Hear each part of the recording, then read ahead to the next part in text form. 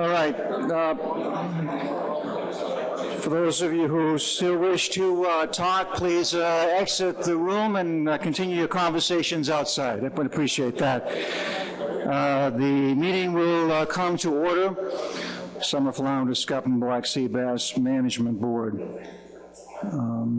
We obviously have a quorum. Everyone has agenda. You've had an opportunity to review the agenda. Are there any revisions to the agenda? Yes. Adam. Thank you, Mr. Chairman. I would just like a placeholder to continue the discussion we had at the end of the last meeting regarding discussions with the Science Center for a sex-based model. Thank you, Adam. I neglected to talk to you before this meeting to give you an update regarding that, and we can certainly do that under other business, okay? Anything else? Any other suggested revisions to the agenda? Yes. Dave, that's Tom Fody, in case you forgot. How could I forget, Tom? I sent the tables around. They should have been submitted. I'd like to talk about those tables that I sent around on trips, summer flounder trips at the end of the meeting, under other business. Excuse me, Tom, you have made available some tables, you said? Yeah, they should have been circulated to all the board. All right. All right, we have those tables, Tom, and we will reference them under other business, and you'll have an opportunity to address the points you care to make. All right? Any other revisions to the agenda? I see none. Therefore, we will adopt the agenda by consent. Proceedings from the August 2014 meeting. Are there any corrections to the minutes? I see no need for corrections, therefore the meetings stand adopted. All right, public comment. All right, public comment. We do have one individual who has expressed an interest in addressing the board on an issue that is not on today's agenda, and that individual is Justin LeBlanc. So, Mr. LeBlanc, if you care to speak again on any issue that is not on today's agenda. I'll pass it. All right, thank you very much. I expect that today's business will go rather smoothly because there is at least one motion that I know one board member is going to make. Perhaps there are two, but at least one that will enable us to potentially make some early decisions as to how we want to proceed for 2015 in light of 2014 information that we have in hand right now. With regard to that information, we'll now turn to Kirby, and he will review the Marine Recreational Information Program, Wave 4 harvest estimates for the three species that are near and dear to our hearts. Kirby. Thank you, Mr. Chairman. As Dr. Pierce mentioned, I'll be going through a review of the MRIP Wave 4 estimates, preliminary estimates. That's through January 1st through August 30th for summer flounder, scup, and black sea bass. So first, I'm going to go through two tables for summer flounder, and these provide updates on the preliminary coastwide harvest estimates for summer flounder relative to the 2013 numbers through Wave 4. Harvested numbers of fish is down approximately 3.2% at 2.42 million or 2.42 million fish compared to it's down 2.17 from 2.18 relative to this point last year. The 3.2% is a decrease in the RHL. So the 2014 recreational harvest limit is 7.01 million pounds, or approximately 2.4 fish. So while the number of fish harvested so far are lower, the RHL is also lower. As a percentage of that, it's at 89% in terms of numbers of fish. In terms of the recreational harvest estimates through wave 4 in terms of pounds, 6.6 million pounds of summer flounder have been harvested so far, which is approximately 94% of the RHL. For 2015, the RHL is set to go up to 7.38 million pounds next year. The next table I wanted to go over was with regards to the regional performance. So back in February of this year, the board approved the use of adaptive regional management measures for the recreational summer flounder fishery.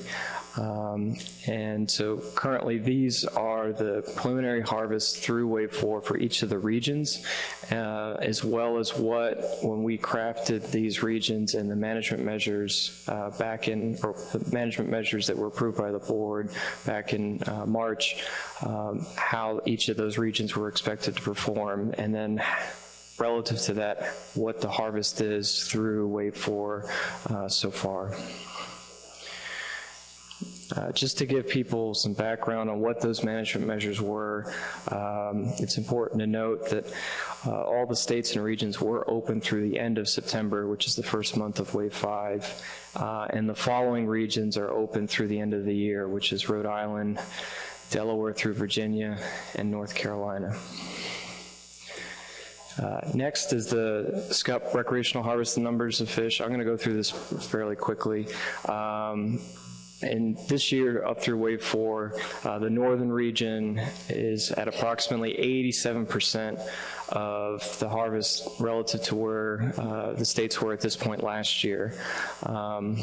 The RHL is lower this year at 7.3 million pounds, but as you can see in the lower table, there isn't as much of there isn't a concern of the RHL being exceeded. I've also put up, just for reference, what the management measures are for each of the states through the end of the year. As you can see, all states are open through the end of the year, at least in one mode. For black sea bass, I have listed 2 tables, first in numbers of fish and then in pounds, the recreational harvest up through wave 4. Coastwide harvest in numbers of fish has increased approximately 42% at 1.19 million fish compared to 846,000 fish in 2013 through wave 4. The 2014 recreational harvest limit is 2.26 million pounds, or approximately 1.17 million fish. And so the harvest estimate through wave 4 has exceeded the RHL by approximately 2%. The RHL has been set constant for the last 2 years. So 2013 and 2014, it was 2.26 million pounds. And due to the suspension of the research set-aside program in 2015, the RHL is expected to go up to 2.33 million pounds. In terms of regional performance, this is a breakdown for how the states, and when I classify the northern region, that's the states of Massachusetts through New Jersey, and the southern region is Delaware through North Carolina, showing how they've harvested in numbers of fish relative to this point last year. As you can see, the northern region has gone up, whereas the southern region is at a lower harvest level than they were at this point a year ago. Additionally, for background, the board approved ad hoc regional management measures in February of this year. This table shows what those measures are by state. All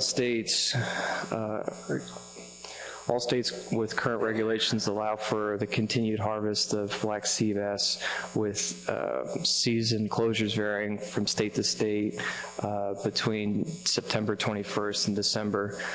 In terms of the states that will be open through the end of the year, Rhode Island, New Hampshire, Rhode Island, Connecticut, New York, New Jersey, and then Delaware down through North Carolina north of Cape Hatteras.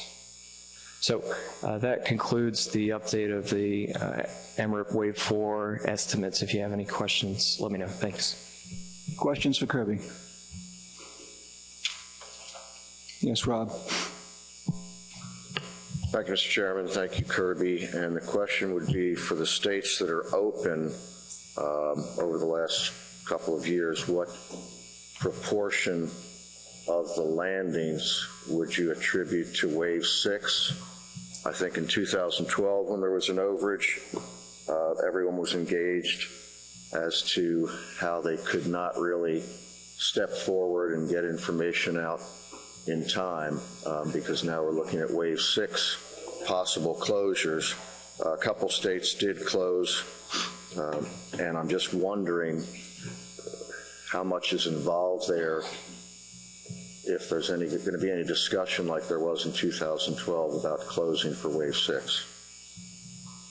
All right, Rob has asked a question of board members who will have a state with open season for the last part of this year. Does anyone care to respond to the question asked by Rob? David. Yeah, as I've said a number of times on recreational fisheries, we're compelled to stay with the same set of rules for the entire year. Once we print our angler's guide, for better or for worse, those are the rules.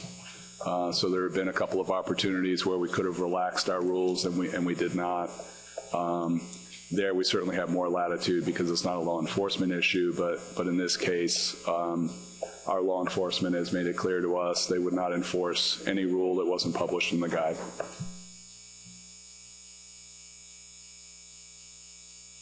Adam. For New Jersey, Wave 6 is comprised about 5% of landings historically. But again, just have to take this opportunity to reiterate the huge volatility that the recreational program provides, in particular with black sea bass, just due to the lower number of people that fish for them as compared to something like summer flounder and striped bass. The numbers are highly volatile, and to continue to try to make to-the-number management decisions here as we move forward, it's just something we're never going to be accomplished with the system we have in place.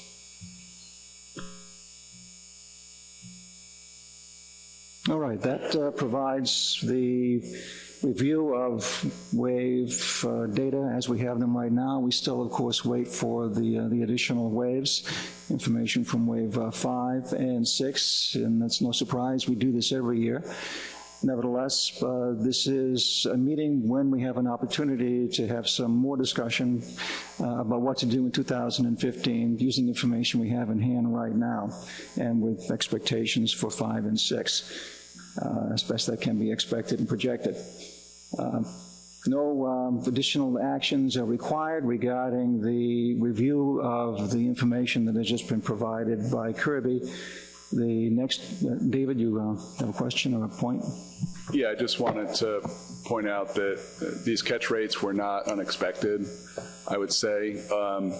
You know, given the strength of the 2011 year class and the assessment and stock projection that was used for the establishing the quotas, Greg Wojcik and I from Connecticut took a look at that 2011 year class and actually projected it forward into 2014.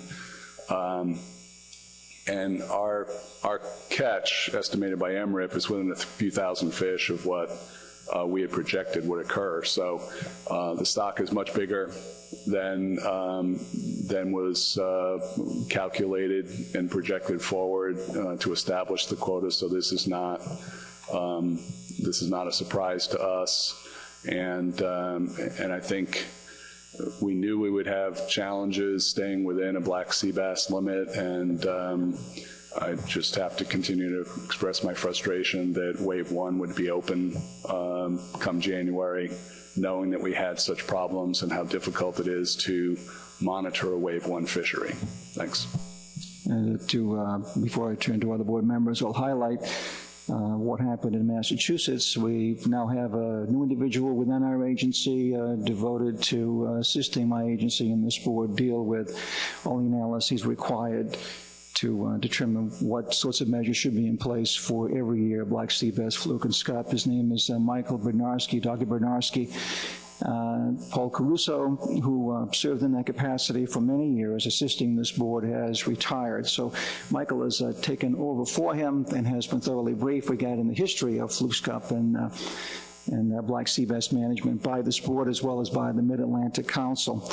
And we asked him recently what's going on, what do we know about 2014 in Massachusetts, and he did report to us that, as expected, as all board members know and understand, there has been a shift in the distribution of black sea bass to some extent. Availability has gone up rather dramatically. There's a 2011 black sea bass year class that is very abundant. It's recruiting to the fishery now. And as a consequence of that, catches in Massachusetts did go up despite the rules we had in place as required. So it appears that at least in Massachusetts, we'll have to address at least our bag limits in 2015. It's a wait and see, of course, but we realize that something else needs to be done in Massachusetts to bring black sea bass take down. Regarding fluke, same thing. There is increased availability of summer flounder in Massachusetts waters. It appears that the numbers of fish caught by recreational fishermen went up slightly. The bag was increased, and fishermen took advantage of that bag. So once again, we'll have to deal with that increased catch of fluke in our waters as well, consistent with increased availability. And as we all know, with increased availability comes the expectation that recreational fishermen will be more successful. So I just wanted to highlight that's the situation in Massachusetts for those two species. Adam, you had your hand up? Yeah, I just was wondering if the board had received any communication from the service, and perhaps they could respond today if they're contemplating any action, given that the estimates have exceeded the RHL at this point.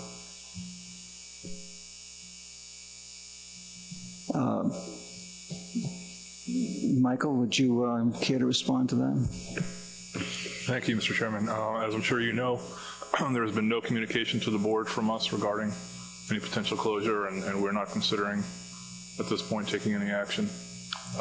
When the council revised the accountability measures for the recreational fishery the year before last, there was they removed the provision that would basically authorize the agency to take action to close a recreational fishery based on data in hand. Thank you, Michael. Tom. And I don't think I have to remind anybody, but I remember last year what looked like we caught in one wave went the opposite direction. After they reviewed it, what happened in the other wave went the other opposite direction. So I know this is preliminary data, and what actually happened at the end of the year and what the final figures I looked at were different than what we saw even in the December meeting. So I always think of these preliminary numbers as preliminary, and they have seems to be wide turns on it, especially last year. Indeed, they are preliminary, and we'll wait and see. And I assume that in December, this board will be in a far better position to take, to better understand what has happened in 2014. We meet with the Mid-Atlantic Council, I believe, in 2014, later in December, so we'll see what those updates reveal. All right, if there are no further questions or comments on this particular issue on the agenda, we'll turn to the next agenda item, which is a discussion of available management approaches for the 2015 summer flounder and black sea bass recreational fisheries. And the agenda indicates that action is likely. I'll turn to Kirby. Kirby, you have a presentation to provide? Thank you. Yes, thank you, Mr. Chairman. So I'm going to go through quickly just what the background is on this and what the board needs to consider today. So at this time last year, the board initiated a draft addendum 25 for the development of alternative management approaches for summer flounder recreational fishery in 2014. The board also initiated an addendum to develop ad hoc regional management options for the black sea bass recreational fishery in 2014 as well. So at the December meeting last year, those addenda were combined into one and formed the Addendum 25, which went out for public comment. And Addendum 25 was then approved in February of 2014 with management measures voted on in March of that year, of this year, excuse me. So a new addendum is required if the board wishes to continue the use of regional management in the summer flounder recreational fishery into 2015. If not, if the board wishes not to do that, no action is needed at this point. With regards to black sea bass, if the board prefers to continue the ad hoc regional approach, an addendum is not required. But if a different management regime is desired for next year, then an addendum would be needed. So next steps are for the board to determine whether to initiate addenda for both summer flounder and black sea bass in 2015. If you have any questions, just let me know. Thank you. All right, let's see if I can follow up on what Kirby just said to make sure we all understand what's before us now. We could, if we decide to today, move to well, black sea bass first. Let's deal with black sea bass first. We could take action today on black sea bass if we decide to go in a different direction from what we have decided to do in 2014.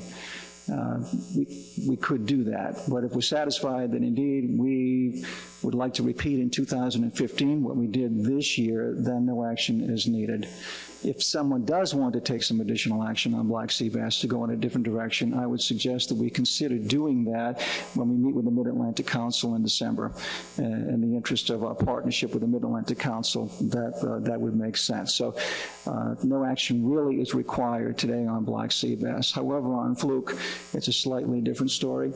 There would be a need for us to move forward with an addendum to continue regional management of the recreational fishery for summer flounder in 2015.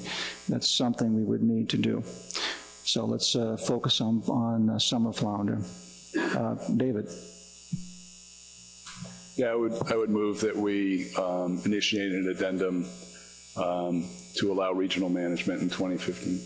That's right.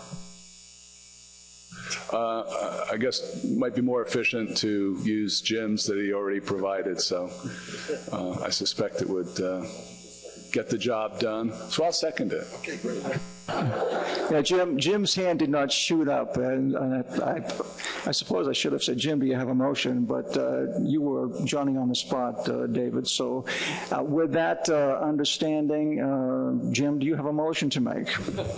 Yes, let me think about it a little while here and see if I can craft this. Okay, that looks great. And my apologies for not being quicker. I was going to let Kirby get some questions. But yeah, I think just in terms of the motion, obviously we need a little tweaking on this, but this seemed to be an improvement. We've, at least the region we're in, we've heard very good things from the 3 states about how well this worked. I understand this was only 1 year, so we, you know, we obviously got to try to do this another year, and we're going to do it at, you know, for the 2015 season, and we're going to hopefully look at maybe putting an option for 2016 in lieu of the amendments coming up.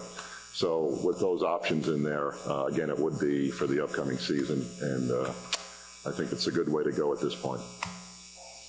All right, so I'll read the motion. Move to initiate an addendum to the summer flounder, scup, and black sea bass fisheries management plan to consider the development, consider and develop alternate approaches for regional management of the recreational summer flounder fishery. All right, so we have a motion by Jim Gilmore and a second by David Simpson. If you would, Jim, to make sure we all understand exactly what you've offered up. This is a continuation of 2014, the 2014 approach into 2015, correct? Would you clarify in the motion what you mean by alternate approaches? Last year with this addendum, remember we were going state by state. We looked at various options for regional management, which included some different regions. And I think under those alternate approaches, we would probably consider different regions, since there was some changes. There was some states that were over, some that were under. So we would consider different regional mixes to see if we could improve on the performance. But overall, it seemed along the coast, I think we performed well, because it looks like we will stay under the coastwide RHL, and that was, I guess, the intent, the overall intent of this. So this would allow for consideration of different regional combinations in addition to maintaining the ones that we had for 2014. All right, thank you. Anyone care to speak in favor of the motion? Any question? Go ahead. Thank you, David. Jim, can you give me a preview of some of these alternate regional approaches that you might be considering? Because just bringing up any changes to what we had last year gives me some angst. Thank you. Well, just to state, I was fine with the way the regions were in terms of the way the performance went. I know one of the options we had it was a consideration of the Delaware Bay because of the dividing line between Jersey and Delaware. One of the options that then was to have a special limit at that point, whatever, and I know that was, that was, I guess, changed by Delaware. They wanted to go off with the southern region. Again, that's completely okay with us. However, I think there was some harvest increases or whatever, so that would be, I guess, to reconsider that after we looked at the detailed information. The states of Rhode Island and Massachusetts, obviously, the regional, they went off on their own, and that didn't work particularly well, so we would have to consider options on how that would be, included. If they went off on their own, I think they'd have to have adjustments to their limits. And if I think one of the proposals we had last year was that actually Rhode Island would be included with the northern region. And, well, I guess we'd have to reevaluate that relative to their landing. So, and any other options that I think when we first proposed it, Roy, there was probably 7 different combinations we had. We can reevaluate those, but again, I'm not in any great. I'm not in an opinion right now that we have to change what we did, at least from Connecticut south. I think that worked pretty well, and it seemed to. I think that was generally the sense of most people thought that worked okay. So I think the bigger issue we've got is really the northern states there and what we would do with those. Anyone care to speak against the motion? Tom. Yeah, there might have been a couple of states happy north, but there was one that was not happy, New Jersey. I'm going to hear that, well, you're over, you basically spread it out. One of the reasons we were over is that because the southern fish were divided between 2 other states, but not New Jersey, and then there was an allocation of our fish to the other 2 states that helped put us over. If we would have had those 2 allocations, we wouldn't be over in the projections right now that are preliminary. The impact that it had on Delaware Bay for our fishermen is that it basically cost them a lot of money because nobody's going on a party or charter boat to go fish out of Delaware Bay when they can take the bus or the train or drive to Delaware and fish on 16-inch fish for the whole season when we only have a 126-day season down there on 18-inch fish. So the disparity you basically put in effect and complained about between New York and New Jersey is now between New Jersey and Delaware, which has a huge economic impact. So the 3 states were not all happy about how this turned out. The other problem here was this was not a regionalization, it was a reallocation. If we had done and it was also interesting that at the final minute, states were allowed to opt out except for New Jersey. Rhode Island and Massachusetts were allowed to basically separate. But when we try to do that, we get voted down. Massachusetts and Rhode Island did get agreement. That's not how you play a fair and equitable part on this. I mean, I was looking at the fact that if it was going to be regionalization, that would be voluntary. I also said, if we're going to do regionalization, let's do true regionalization. And that means breaking up states in some parts of the area. Let's look at what we basically discussed, and this we discussed 15 years ago when we started talking about state by states. We looked at an area from Barnegat down to Delaware because they have a similar type fishery. We looked at Barnegat to Shinnecock Canal because, again, a similar type fishery. And then we looked at Shinnecock to the Long Island Sound because in a lot of these species they see bigger fish, they see different fish than, like the western end of Long Island actually sees a lot smaller fish than the eastern end of Long Island. And I grew up in Brooklyn, I fished that area until I moved to New Jersey in the late 80s, or the early 80s. So anyway, that was what we would do under true regionalization. What we did here was not regionalization, it was reallocation. So if we want to look at regionalization, first of all, it should be voluntary. You should not compel one state over the objections of one state to be forced to with two other states. If it's beneficial to all states, then they'll agree to basically do regionalization. But if it has no benefit and it disadvantages one state for the other two, then it basically has real problems here. And that's what we did last year. So I have real concerns moving forward with this. Hopefully some of those points will be addressed. And if we're going to look at regionalization, actually look at where those fisheries take place, where the fisheries are similar, and where we have the greatest impact. And then we need to go look outside the box. We need to look outside of state lines and actually do true regionalization. And I would support that in a heartbeat. I've said that for 15 years. And a lot of state directors says, we can't split a state. Well, you can split a state. We do it with other fisheries. We do it with other things that go on in the state. So I think we should do that. And if that should be part of this amendment. If it goes forward, I want to make sure that voluntary is back in there, that we can discuss this and vote on it. Because, again, what happened last year was not voluntary as far as New Jersey was. It was as far as Massachusetts. It was as far as Delaware was concerned. It was as far as Rhode Island was concerned. But it was forced on New Jersey. So that's not the way we play at a table at the compact of all the states.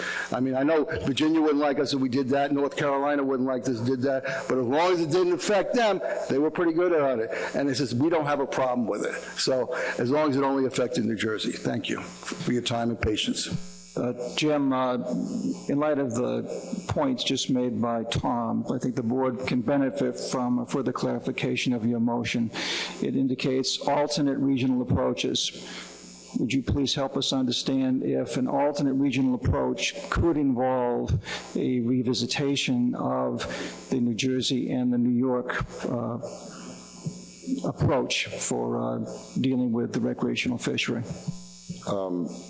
Imagine, any of those, the TC would be looking at different options. I don't know if that one made sense the last time we went through it. I think any option would be, possible under this, but considering that New York and New Jersey are the big players in this, I don't think any of the numbers worked out, and I think John and the TC could probably attest to that when we tried to split, different regions between New York and New Jersey, the numbers really didn't work out. Again, if that is an option that New Jersey would like to consider, I think that would be fine. However, recognize the fact that for the last 3 years, including this one now, it's like Jersey's been significantly over on their harvest, so I would seem kind of funny that they would not want to stay in the region that now they're going to be, I think, covered by the two northern states. So. Again, that's the best I can add at this point. Okay, thank you for that clarification. Anyone care to speak in favor of the motion? Yes, Mike. Thank you, Mr. Chairman. I support the motion, and the reason that I say that is because when we were here a year ago discussing regional management, we're looking at spreadsheets and trying to project in some way what we could potentially land in 2014. And there was no silver bullet that was going to take care of all the issues surrounding summer flounder along the coast. And although what we said was, let's give this a shot. Let's see if it can begin to strike a balance between mitigating some of the controversy surrounding this fishery, and then potentially let's tweak it in such a way that we can through time, find ourselves in a place where the states fishing in this fishery are happy with what they have. And I see this motion as a way to continue the tweaking or the development of this regional approach into 2015, which I fully support. Thank you. Opposed to the motion? Adam. Thank you, Mr. Chairman. I'm actually going to take it one step further. I'm going to move to amend the motion to strike the word regional, and if I can get a second to that, I'll further discuss that. So there's a motion to amend, to strike the word regional. That's correct. So that, we've had a number of our overriding... Before you do that, Adam, is there a second to that motion? Rick Bellavance has seconded the motion. Go ahead, Adam. The overriding concern by this board should be to constrain the harvest to a level that is sustainable for the resource. And prior to the regional management we implemented last year, on a coast-wide basis, this board has done an overall good job in the last 5 years of achieving that goal.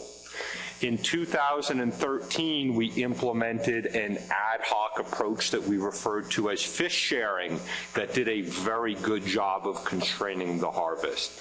I understand that that left a sense of inequity with regards to certain neighboring states, and certainly New Jersey's fishermen directly experienced that inequity in the southern part of the state that was described in heartfelt detail by New York in the past.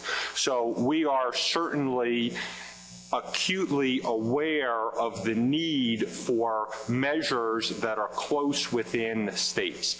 And at this point, my reason for striking the word regional is just so that we could include, I would like to specifically see included, that ad hoc approach, the alternate approaches, such as fish sharing, that worked at constraining the harvest in 2013, which is our overriding goal, without being tied solely into the box of mandatory regionalization, and that would be the specific one I'd like to see added. Thank you.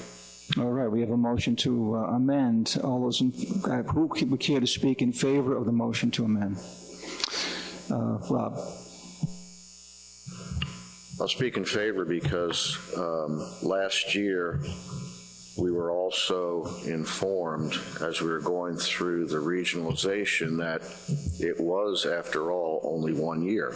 It was 1 year. I mean, those were the type of premises that all of us went forward with the regionalization, and I think Adam has brought in the idea that conservation equivalency is still available. We were told that as well last year. Not to worry, conservation equivalency is still there, and I think it should be, but I also like what Adam's talking about with the fish sharing or other ideas. If we're going to start to come up with alternate plans, then we really do need to have some pretty big discussions, and there has been a reallocation. Maybe right now, last couple of years, it's a situation where New Jersey and New York are the big players, but things change, and right now larger fish are being fished on. We're probably about 80% of the target where we should be for summer flounder, so we have to really keep all that in mind. And I do agree that management over the last 5 years has been pretty good overall. I mean, none of us like the underages that we saw in some cases to that extent, but otherwise, I think this is a good motion. Opposition to the motion. Jim. Thank you, Mr. Chairman. I think I'll remind everyone that, the fish sharing worked for that first year, but it was a step in terms of keeping us under the RHL. That first year we tried it, it was a help, but we still had very disparate regulations. And even during that fish sharing episode, we tried to work with the adjacent states to come up with consistent limits. It didn't work. I mean, we went right back into very disparate size limits. So that's why we went to regional management. Regional management this year seems to be working. It has worked much better. It's gotten the elimination of those disparate regulations for the most part. There is some maybe tweaking we can do. But on top of that, I have the advantage of fishing in both New York and New Jersey. And quite frankly, the surprise I heard was the amount of positive things I heard from New Jersey about how there was some sanity this year. And I think that went up all the way through Long Island Sound into Connecticut. That we had, obviously the New York fishermen were thrilled because for the first time in a decade, they had consistent limits. And the goal of this from when I first proposed this was we had to have productive fisheries for all the states involved. I think we had that this year. I mean, for the most part, with a couple of exceptions, it was a very productive year for summer flounder. There wasn't as much noise and screaming and yelling about how we weren't managing this properly. So to me, regional management was the experiment for 1 year. It was a vast improvement for the most part. And if we go back to fish sharing, we're going to go backwards. We're going to start coming up with different size limits, different seasons, different bags, and we're going to get right back to where we were before. So I strongly suggest that we vote this down and go with regional management, which again is a positive step forward, and we need to go to the next step to see if we can tweak it and make it work better. Thank you. In favor? Tom? Yeah, Jim might have heard a lot of nice comments, and I've been at advisors meetings. I've sat through 3 of them in New Jersey, and I did not hear a lot of nice comments. I heard about boats being sold, boats moving out of the area, boats trying to figure out, especially when you get from Wildwood south, there was just complete chaos in the fishery down there. So you might not get down that far, Jim, but you did not hear the same words that, you know, Adam, Tom, Brandon, and I heard at the advisors meetings we sat at, and every time I go out and I get hammered, and all the clubs from down south are really giving me a hard time about what went on. And again, you know, we say fish sharing. What fish sharing meant in this thing is the fish went to, and I'll be blunt, we went to Connecticut and New York from the southern region, and it also went some out of New Jersey's when we did the region here by going up in size limit and the way we reallocated. People were debating whether it was 40,000 fish or 60,000 fish, but it was a number of fish, and with those fish were given to us, especially some of the southern, we wouldn't be looking at in preliminary figures being over. It worked fine for 5 years. And he says, well, we took care of the disadvantage problems. Well, tell that to fishermen that I have now in Delaware Bay that are fishing on a 126-day season, an 18-inch size limit, which is higher than they were the year before, and the state next to them is fishing on a 16-inch size limit with a 360-day season. That's not fair and equitable, and that's not good at the way we're doing. Now, I can understand why some states would like that. I mean, I can understand if one of our neighbors, actually 2 of our neighbors love it because they really reap the benefits of it while New Jersey seems to reap the war. I wouldn't care if it was voluntary and we accepted to do this when we saw some advantage. But we were the only states under this present regime that was forced into regionalization and basically got hit on both sides from Delaware and New York. Now, if that's how we're going to play the game, it's going to be, in the future, is going to raise serious concern on summer flounder management. Again, if you're going to do, Adam, that's why I support Adam's motion, because it puts everything back on the table. Regionalization, when we want to do state by state, we shouldn't come in with a motion that only says we're going to do regionalization next year. It should open up all avenues. I never, you know, we do that with every other species when we're looking at what options you put on there. So this really is not saying we can't do regionalization next year. That's going to be part of the process, but it leaves all the options open. So I can't see any problem with this motion. Are we ready to vote? All right. We're not ready to vote. All right. And in opposition to the motion, David Simpson. Yeah, thanks, Mr. Chair. I'll just remind us all how much time and energy this board invested in the measures in 2014, the board and the technical committee. I think we found everything in fisheries management and in life is a compromise, and I think we found something that worked, that addressed a very serious issue that we had in terms of how 1998, the arbitrary year that was chosen for conservation equivalency, has treated states. And I think it would be a mistake to strike regional management from the main motion here if Adam's amendment had simply said consider and develop alternative approaches, including regional management. I would be okay with that. But I am concerned about opening up months more of work, throwing out this year what seemed to work reasonably well this year, and with some tweaks could work even better. You know, for example, I hear and understand the concern in Delaware Bay. I would love to see a proposal from New Jersey that treated their bay coastline differently than their ocean coastline for consistency with Delaware Bay. I think that would be a good thing for the commission to pursue for consistency within water bodies. I think we made some good progress this year, and I think we can make this work into the future. And I just hope we're not starting at square one again in January. Thanks. I'll take one more in favor and one more opposed, and then I would like to caucus on this. So those in favor, we have not spoken yet. In favor, Bob. Caught me by surprise, Bob. Thank you, Mr. Chairman. I am in favor of this amendment. It actually, as I understand Mr. Nowalski's intent, it is exactly what Dave Simpson just indicated. It's to allow for consideration of a range of options, including regional management. So, Dave, it does do just what you suggested it should do, and as such, I strongly support the opportunity, I strongly support the amendment as it would give the board the opportunity to consider a range of options, and I think that's the wisest way to move forward. Thank you. Opposed. Emerson. Thank you, Mr. Chairman. It seems that the biggest issue here relative to regional approach is inconsistency of regulations for adjoining regions. And that's what we tried to get at with the regional approach, is to provide consistency among or between adjacent and regional states, so that one state isn't put at or fishermen in one state aren't put at a disadvantage.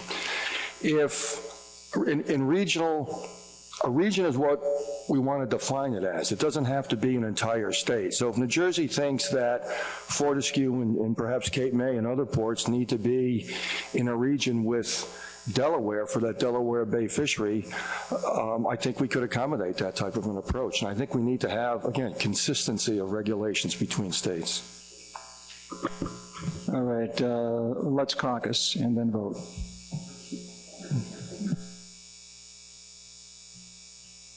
All right, I assume everyone has finished caucusing. Those in favor of the motion to amend, please indicate so.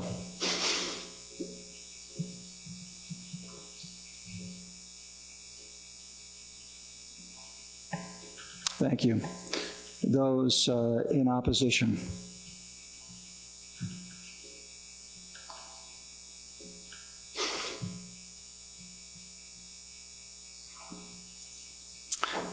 Thank you. Are there any no votes? Any abstentions? I see none. The motion to amend fails. We're now on the main motion. Any further discussion on the main motion? Adam. Well, again, Mr. Chairman, hearing the discussion, I don't know if there was confusion. My goal was not to exclude regional management. My goal was to be inclusive in the range of options we would be considering moving forward, not to exclude. And at that point, I would move to amend to change the word for regional management to including regional management, because from the comments we heard around the board, there was at least one voting member who felt confusion about the intent of the original motion, and that's what I would do. We need to be inclusive, not exclusive, and to simply say we're going to have blinders on and proceed down only one road for management of a fishery, we're doing ourselves and the fishermen and communities we represent a huge disservice. I'm going to rule that motion out of order, Adam, because the motion does say regional management. So I think it's clear. All right, so further discussion on this motion. There is. Yes. Louis. Sure. I want to speak on as the chairman here. I don't want it to be sounding like we're not trying to be inclusive of the options. It's my understanding that staff has done a tremendous amount of work getting us to this point of regional management. And it's just, it's a workload issue to a large degree, and it's replowing the same ground again as much as anything else. It's not that I don't believe the board, those folks that voted against the amendment don't want to be inclusive. It's just that we've been there before. And I hope that was the sense of the board vote, and not that it was to be not inclusive. Thank you. Again, the motion is before us. Any further discussion on the motion? There is. Bob Alou. Thank you, Mr. Chairman. Is the intent of this motion to initiate an addendum for 2015 only? If so, I wonder if it should say that. Thank you. My understanding is it is for 2015 only. Am I correct, Jim?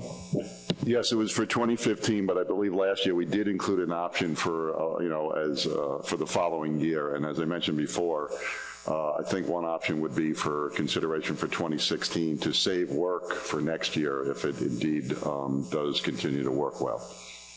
This does say, it is 215, not 216. So right now, the motion is for 2015, next year. Yeah. Okay, Rob. Just need an idea of if the motion passes and we go forward with this type of an approach, where is conservation equivalency, which in addendum 25 it was stated that was still available. So is that still available if there's gridlock concerning these new approaches to regional management? Or does this supersede conservation equivalency completely? I'm going to turn to staff on this. However, I will note that the language in our meeting overview does say that Addendum 25 allowed for the use of regional management for the summer flounder recreational fishery through conservation equivalency in 2014 only. So I'm assuming, therefore, that this also includes conservation equivalency, but it's 2015. We're not talking about 16. So that's the inferences. That's would be my understanding. David. Okay, you're all set. Am I correct, Jim? Yes, Mr. Chairman, that's my recollection too. Okay, all right.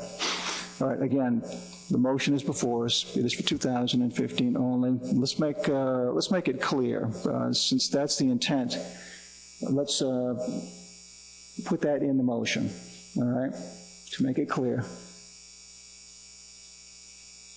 All right, thank you. All right, Michael. Thank you, Mr. Chairman. I also want to be clear regarding the conservation equivalency issue. What I believe would be the course to take here would, when we have our joint meeting with the council in December, that's the time when the board and the commission, or the council and the commission, need to decide whether or not to implement coast-wide measures or conservationally equivalent measures. So the conservation equivalent measures would need to be voted in favor during that meeting, for which this addendum would then apply. If coast-wide management measures were determined at that point, this addendum we wouldn't be able to approve this addendum.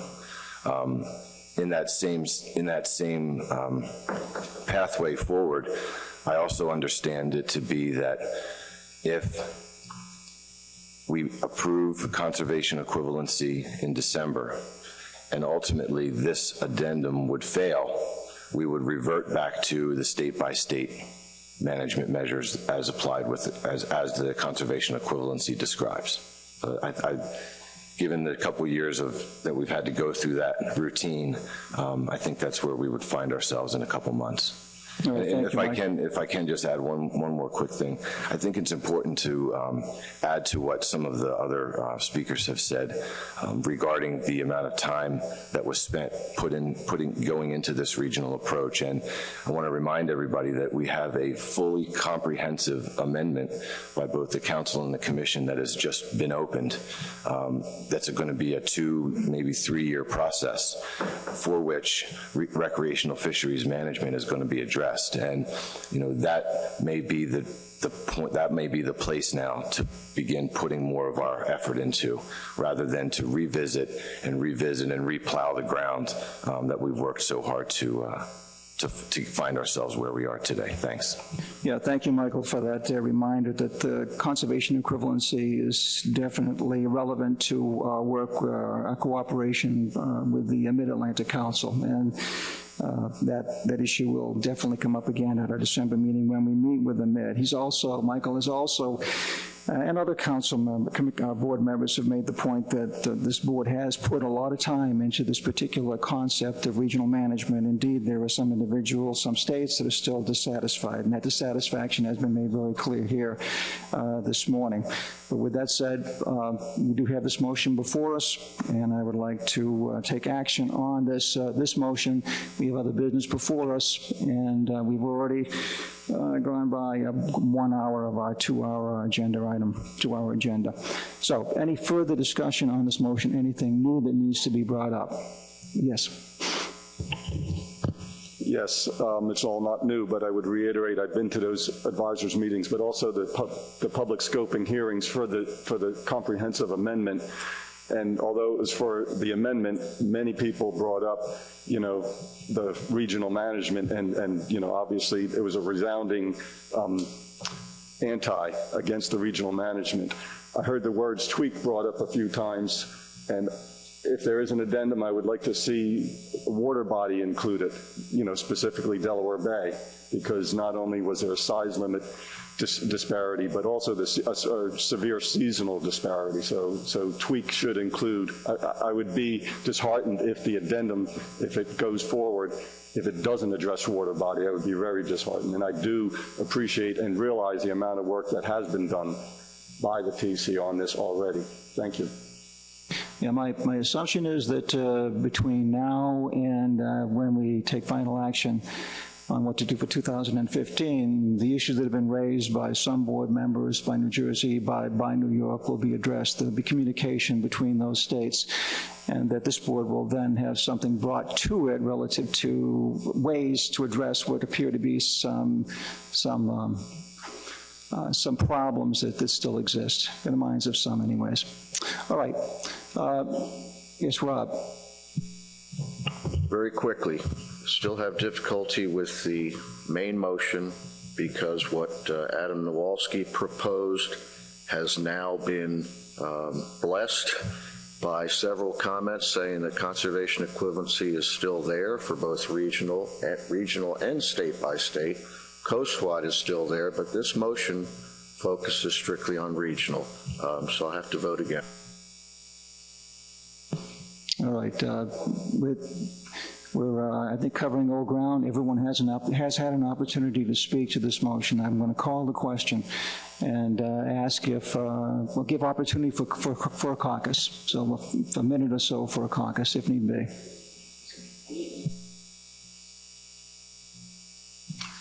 So, Joe, you need the motion? All right, the motion is to initiate an addendum to the summer flounder, scup, and black sea bass fisheries management plan to consider and develop alternate approaches for regional management of the recreational summer flounder fishery for 2015. Motion by Mr. Gilmore, seconded by Mr. Simpson. All right, we've had enough time for a caucus. All those in favor of the motion, please indicate so.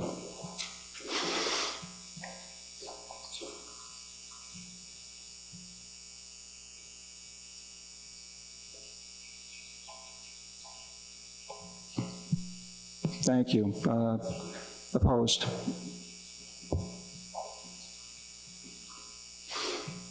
Thank you. Any no votes?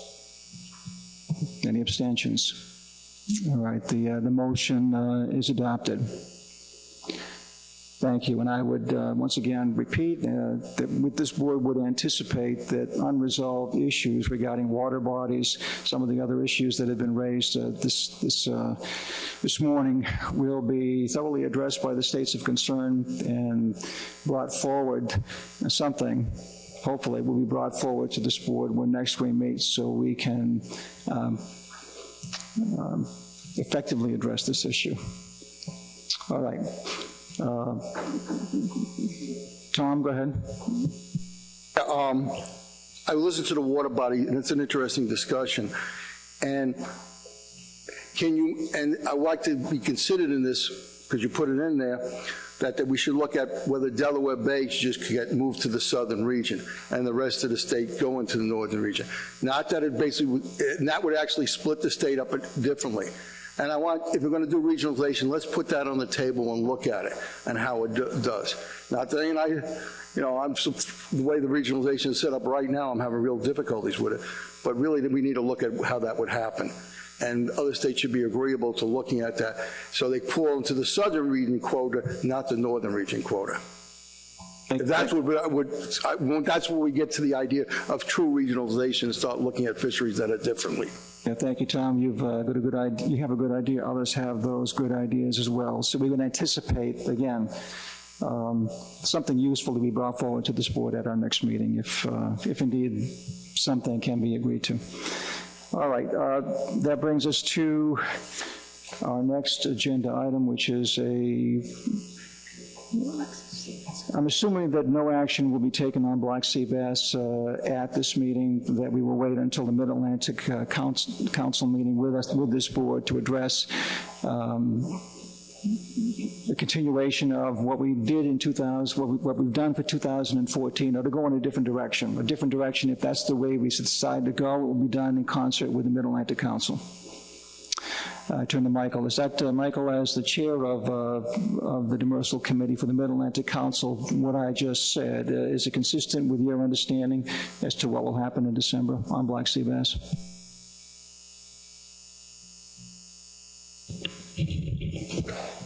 I'm trying to keep it all straight. From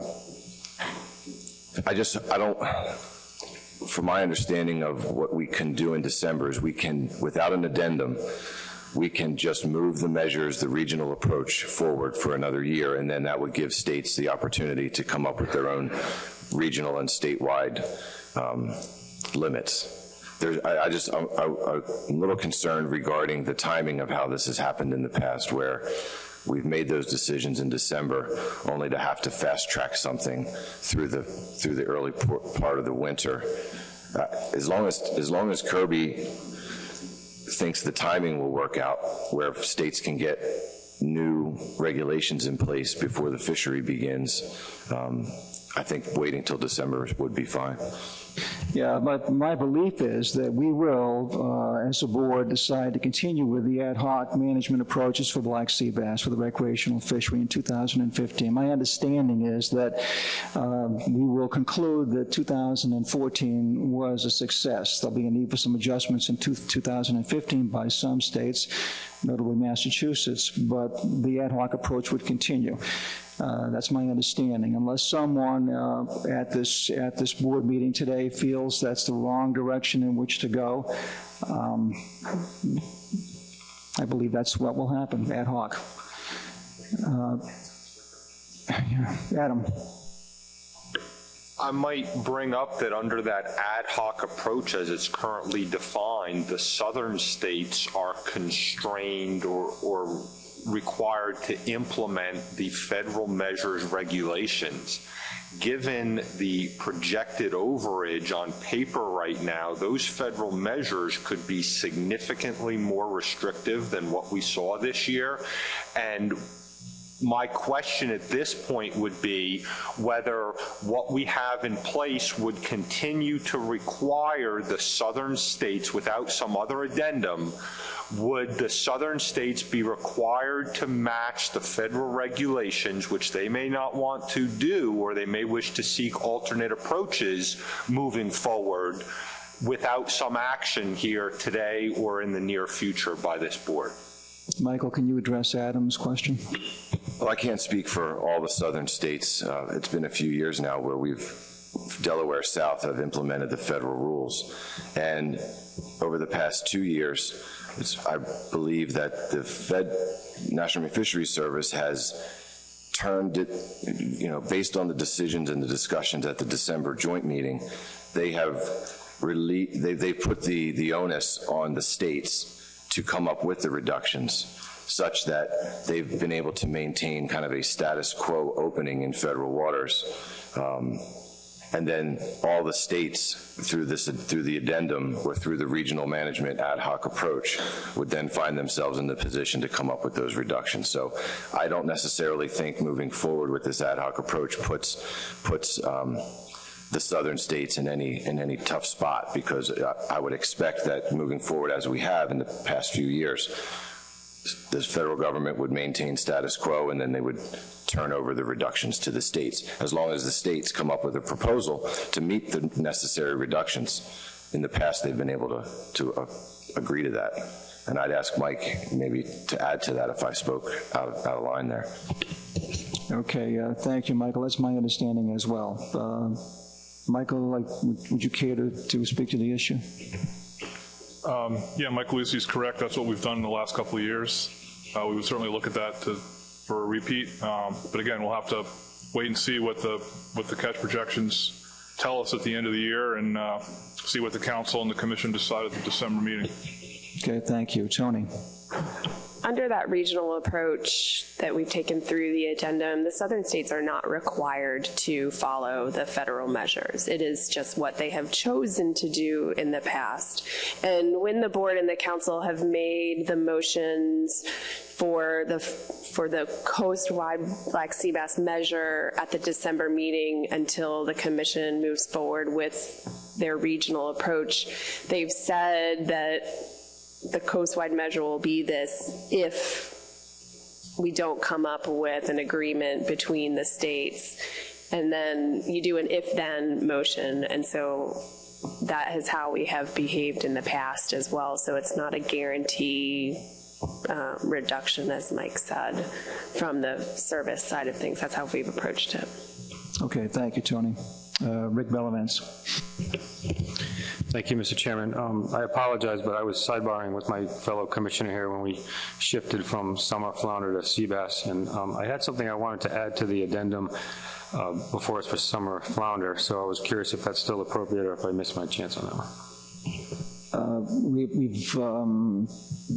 We've left that item. We're now on black sea bass. Okay. Tom. We set the quota for a 3-year period. I was very concerned about doing that at that period of time because of the SSCs continuously putting black sea bass at a tier 4, tier 5. I don't remember which one is. Forget, as I get older, memory gets a lot less. But basically, we were constrained and we lost quota, which scientifically could have been put out there to actually have a higher quota on black sea bass. Well, we're seeing the effects of this because it's getting very hard to get in those numbers because the sea bass numbers have greatly grown throughout the region, not just in the north, but in the south and every place else. And yet we can't take advantage because we're held into that same quota for 2015 and probably into 2000, further. So I would really like to revisit the quota and take a look at it. And I know we can't do that without an addendum, so that's where my concern is. I mean, because that's what happened to us last year, because we wanted to raise the quota last year, and they said without an addendum you can't do that, and we're locked into this 3 years because that's a decision that the SSC made, and we agreed to it 2 years ago. So I'd like to at least be able to consider looking at an increase in the thing. The RSA is not going to basically cover the great growth in black sea bass numbers, and we're going to be sitting here in 2015 going over the same problem that a lot of states are over. What are we going to do about it? So I like to start addressing the quota problem, not what's going on between the states, because that's the real problem. We have a lot more sea bass, as Dave Simpson has pointed out, and we've all pointed out over the years, than is being estimated by the National Marine Fisheries Service. All right, we're now on to our next agenda item. Something else on black sea bass. Go ahead, Rob. Just a couple points. One is that 2010, 12, and now for 14, looks like the northern region will be doing some reductions, and each time the southern region has not liberalized, so I think maybe there'll be some help there, but not a lot given the way these data look through wave 4. So there's still going to be quite a few deliberations as we go forward about what Tony mentioned, whether you, in the southern region, you stick with the federal measures or not. But the other thing I wanted to mention, so another year doesn't go by, about 6 or 7 years ago, the National Marine Fisheries Service told me that they could provide monthly estimates of the landings. They wouldn't be as precise as wave 2-month landings, but they could do it. And recently there was a phone call with Gordon Colvin and MRIP staff, and maybe some of you were on that call.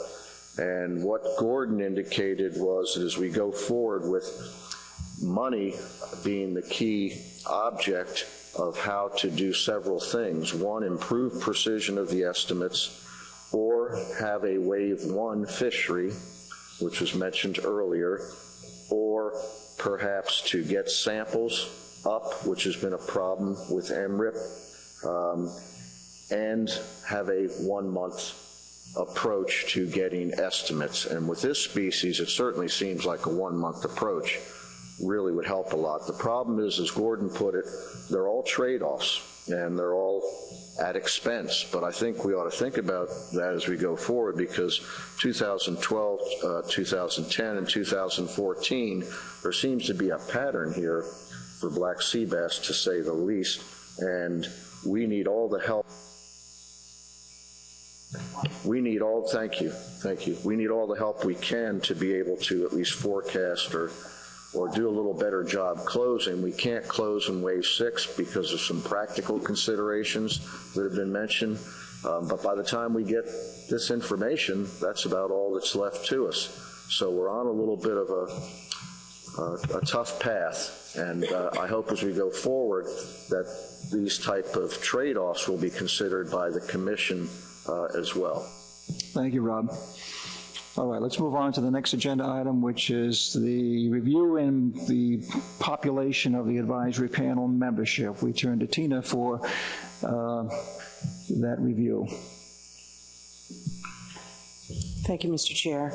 As we talked about at our last meeting, we received several we are reconfiguring our summer flounder, scup, and black sea bass panel into 1 panel versus 3. Just to give you some history, back in 2007, we worked to coordinate our AP with that of the Mid-Atlantic Council. Since then, coordination hasn't been maintained, and participation of the Commission's summer flounder members, the 3 panel members have been dwindling, as you saw last time when we reviewed attendance of those members. At our last meeting, we talked about consolidating the APs. That was approved by the board. We received a number of new nominations, and I received 4 since Friday that I will add to your list for you to review today. So basically, what you have before you are the names up on the screen of Rhode Island, Connecticut, Delaware, Maryland, Virginia, and North Carolina.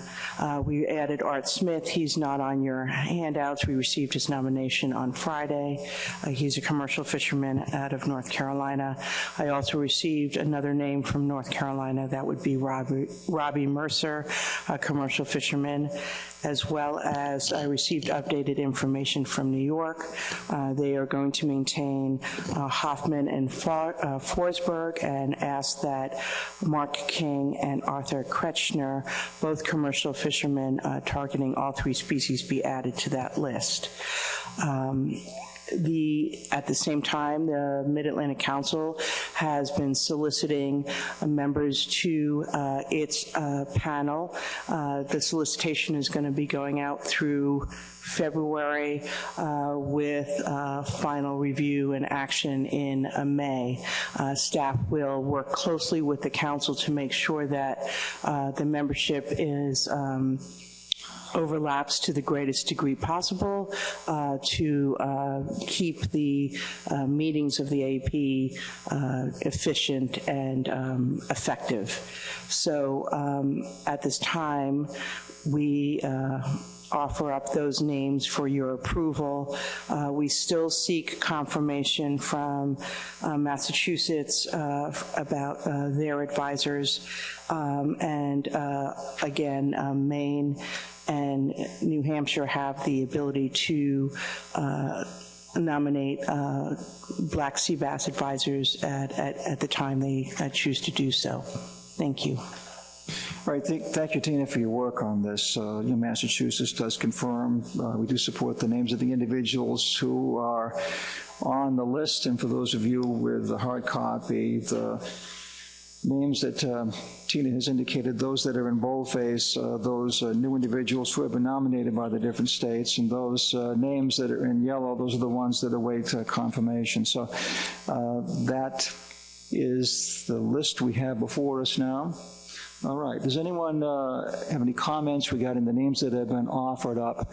Or is there anyone else that needs to be put on the list that has not yet been offered up as a candidate? Louis. I was just going to make a motion to accept the list of candidates. All right, thank you. We have a motion to accept the list. Is there a second? Tom Forty has seconded the motion. Is there any opposition? Okay, so we have a motion on the floor to adopt this list of individuals who will serve as our advisors. Discussion on the motion. Yes, Rob. Certainly support the motion, but I don't want to forget how difficult this process is, and really congratulate Tina and staff for making this happen. This is a critical juncture because the comprehensive amendment is underway or has just been opened, as Mike said, and I think we'll have the benefit of a lot of industry expertise. That'll be a big help. And I think since there's really more than one issue involved in this comprehensive amendment, we need these people to help us out. Thank you. Thank you, Rob. Very good point. Thank you for emphasizing that. Any further discussion on the motion? David.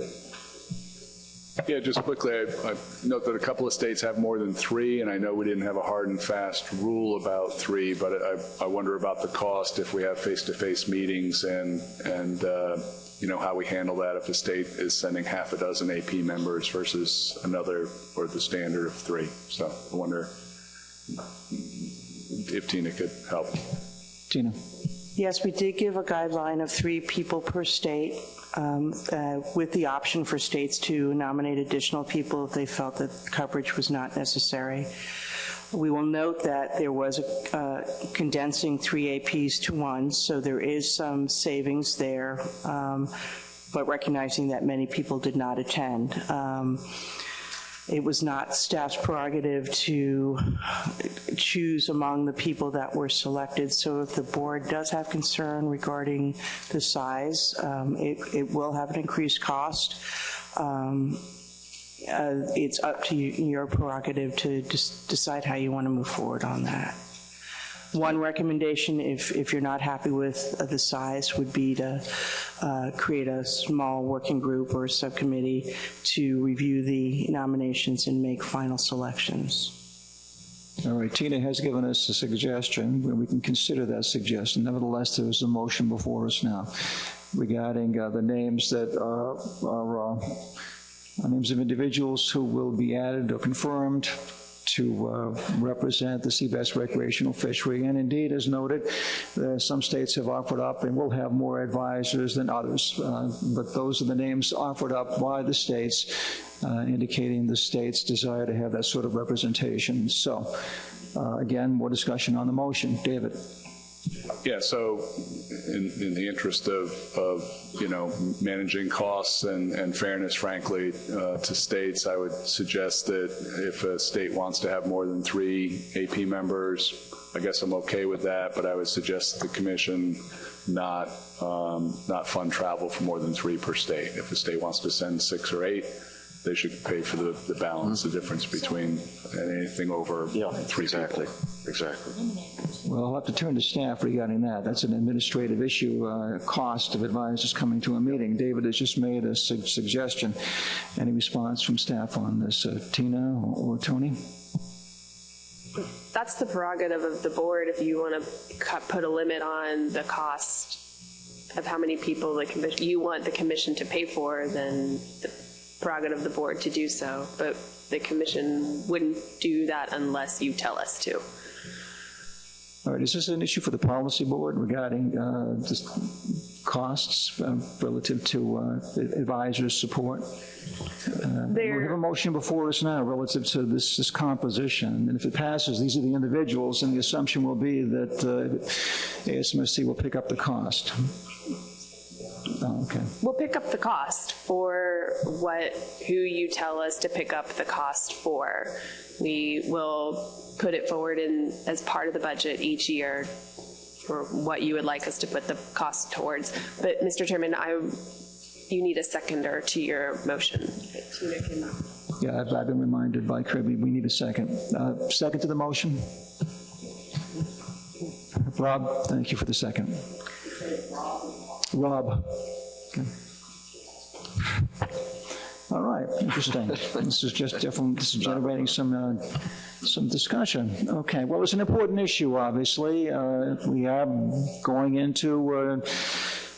going to have some very difficult discussions in the near future on this amendment that will involve some major changes potentially to how we manage these 3 stocks. So, all right, Adam.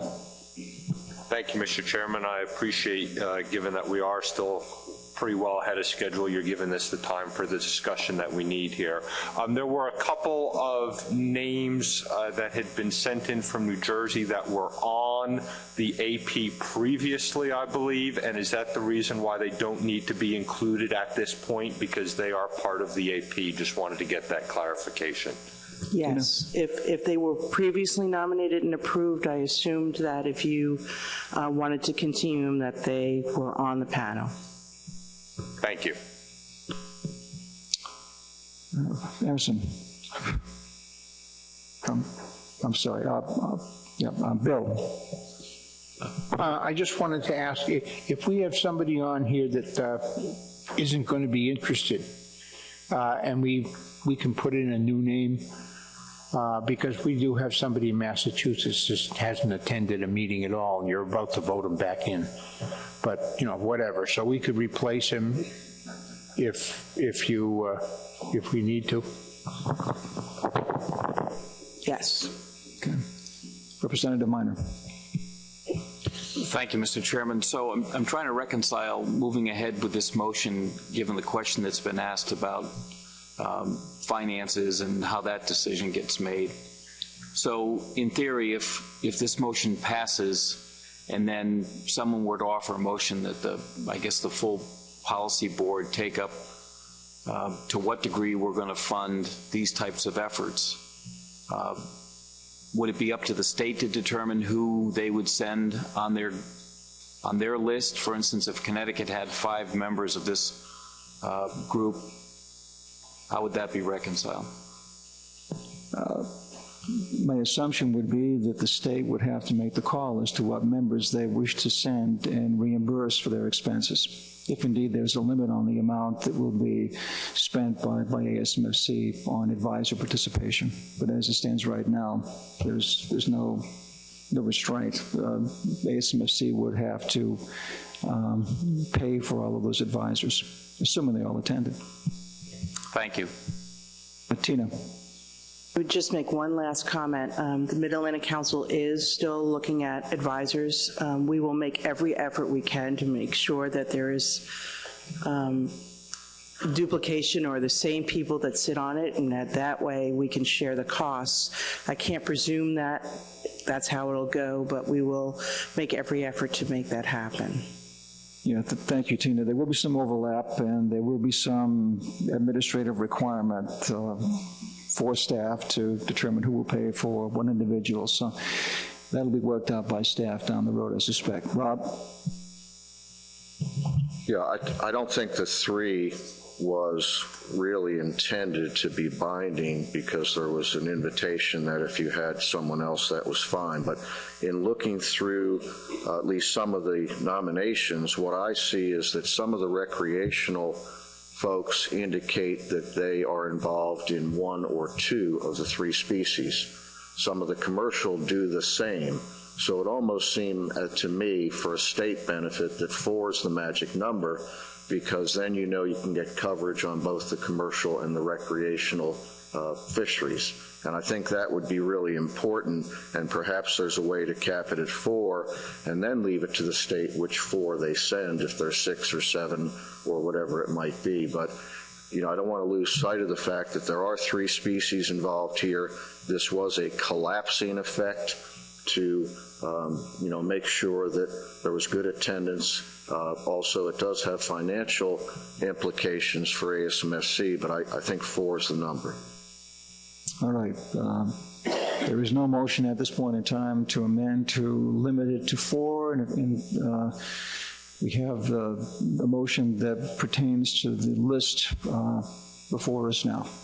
So, any further discussion on the motion? I see no need for further discussion. I will read the motion. Move approval of, here we go. Move approval of Michael Playa, Frank Blount, Michael Hall, Aaron Gerwitz, Travis Burrell, Kyle Doughton, P. West Townsend, Clark Evans, Michael Heinzen, John Martin, Alan Buddy Siegel, Stephen Ray, Mead Amory, Ken Neal, Art Smith, Mark King, Arthur Kretschner, Robbie Mercer, and Michael Jimbo Ireland as members to the Summer Flounder, Scup, and Black Sea Bass Advisory Panel. Motion by Dr. Daniel and seconded by Mr. O'Reilly. All right. All those in favor of the motion, please signify.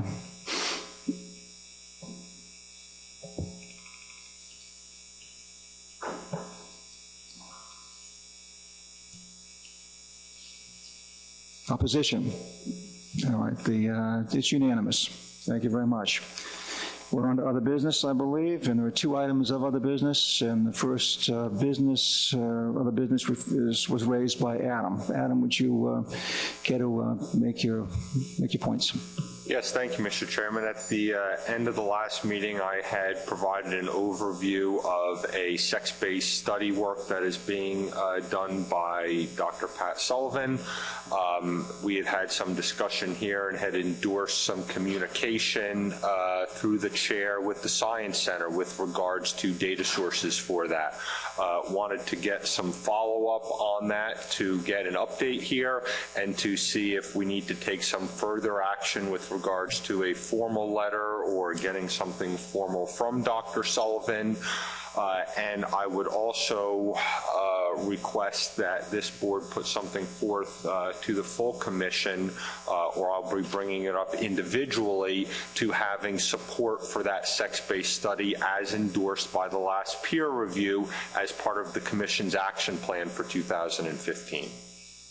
All right, thank you, Adam. As a follow-up to the discussion we had at our last board meeting, the issue that you raised, the request that you made, I did initiate some communication with Dr. Paul Rago at the Northeast Fisheries Science Center. I made the language of the motion available to him so he would understand what we were looking for from the center.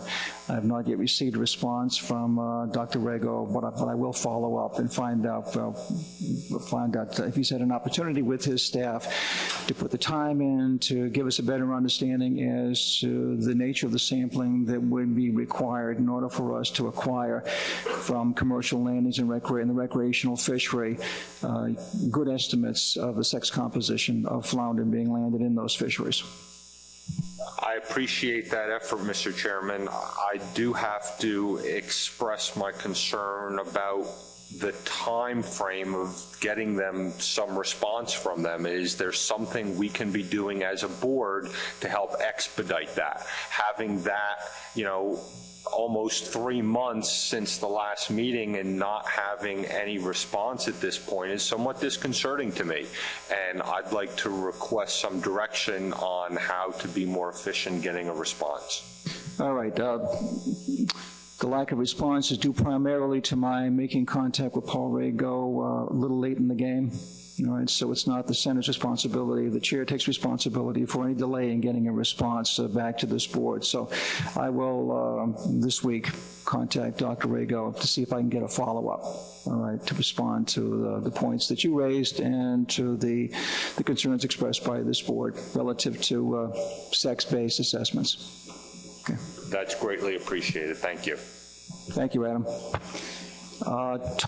Tom Foti, you indicated that there is a table or a figure that you would like to reference, and I assume you've got some comments relative to that information.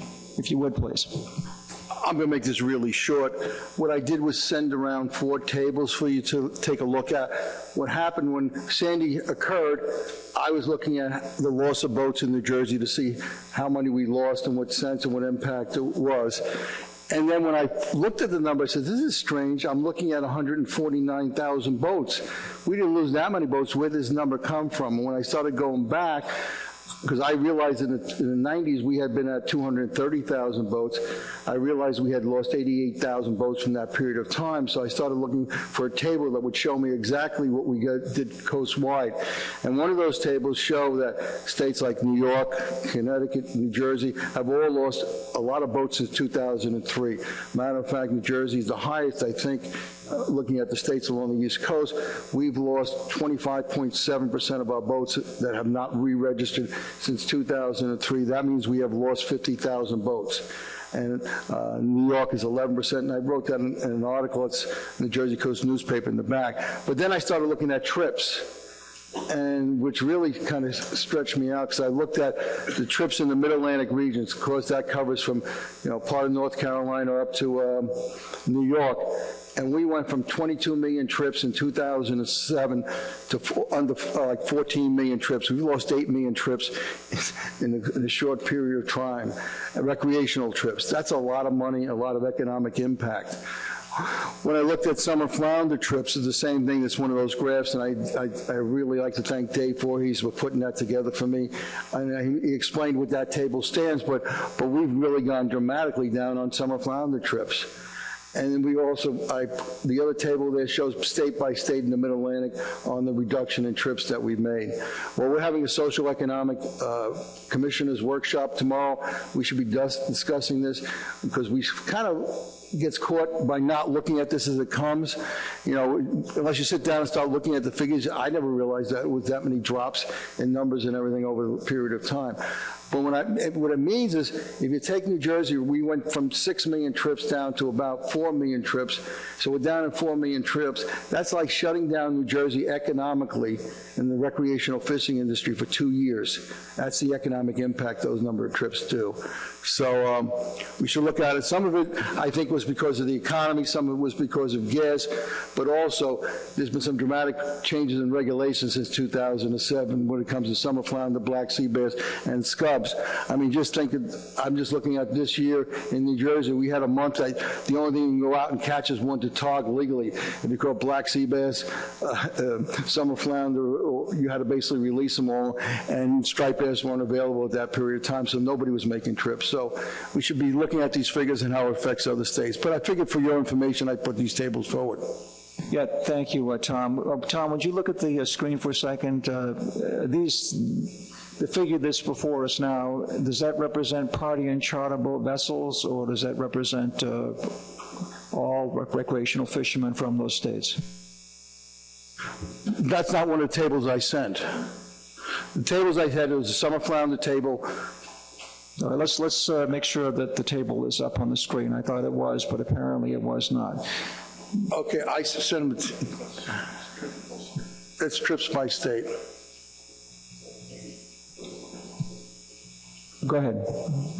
So this is, at least according to the file, I don't know how easy it is to read, this is recreational boat registrations by state over the last 10 years, and the previous one that we were looking at was the directed trips estimates for summer flounder. So directed trips, depending on how you do it from MRIP, is usually either targeted or caught. I'm assuming they use that that's usually the default definition. The one Dave, what he sent me, it was a graph. It was a graph. It wasn't this kind of representation. It was a graph representation, so I didn't have those tables. That's the one. That's a table I have. So I believe this is total trips from all of the states. The previous graph obviously was state by year. This is total, for all states combined, the recreational directed trips for summer flounder. So you do have a table of the directed summer flounder tables set by state, because I couldn't get that table. Well, this is based, that's what this appears to be based on my reading of this graph. Yeah, I don't have that table. Well, thank you. Thank you, Tom, for the data and for the additional insights. It probably would be good for you to talk to staff after the meeting to make sure that they do indeed have what you've got, and then those tables and the graphs can be made available to all board members for additional information. All right. Any additional business? Louis. Just a comment on this for the meeting tomorrow. One thing we've noticed in North Carolina with a reduction in boat registrations is we had a big jump in boat registration cost. And that has resulted in a lot of folks that would normally register their boats either waiting or failing to do so. But then I see when I open it up. I don't know how to take this information. Is it good or is it bad? Because from my perspective, we might be over capacity just as much in our recreational fishery as we are in our commercial fisheries. And so in commercial fisheries, we're trying to consolidate and reduce effort and put in things to reduce effort. But if you take this as an alarm bell, that perhaps we need to relax restrictions to get more people fishing, is that in our best interest? So just a comment, Mr. Chairman, for the discussion with the socioeconomic group, that is definitely a concern for all the most of the fisheries that we manage, both recreationally and commercially. All right, thanks for highlighting that, Louis. I guess it would be relevant to tomorrow's workshop or the day after. Okay. All right. If there's no other business, and I see none, the meeting is adjourned.